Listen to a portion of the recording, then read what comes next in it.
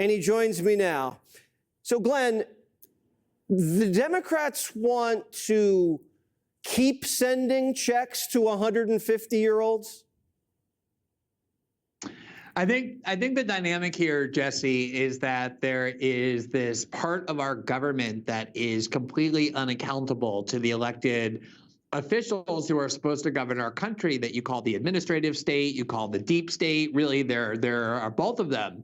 And they operate completely unto themselves. This is why when DOGE shows up at U.S. aid, their argument and posture is, how dare you from the White House come and try and scrutinize what we're doing? And this is the way that Washington really runs. You can vote for one party or the other, and these same agencies are off on their own doing the real business of the government without anyone really knowing.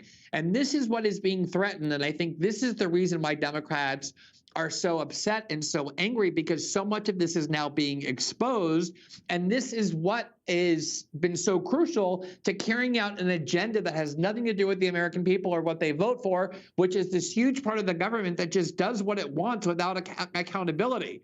So now, having said that, I do think that in terms of the savings part of it, Steve Bannon makes a very good point, and it's what Jon Stewart alluded to in that clip you just showed. Steve Bannon says, unless you cross the Potomac and go to the Pentagon, where we spend about $1 trillion a year in completely unaccounted for money, you're never going to really save the kind of money that would make a dent in the American debt or the American deficit. But this is the framework that we're starting with that will show how that can be done. Well, we're going to get to the Pentagon. I want to get to the Pentagon. Pete Hegseth says, come on in. We want to pass an audit. We'll open the books. Medicaid, Medicare, we know how much fraud there is there. But are you saying the government wants to keep 1,000 government employees working in an underground mine, pushing papers without any sunlight? They want them in the mine. They don't want them rescued.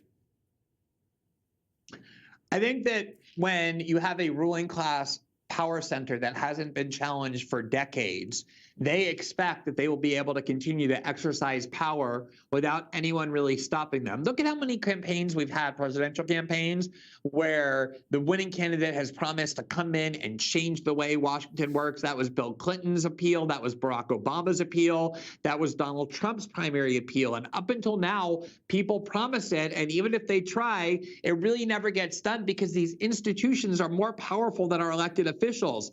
This is the first time where somebody ran for president and said they were going to do things and actually seems to have meant it and is determined to get it done. And that is what is causing so much upset in Washington.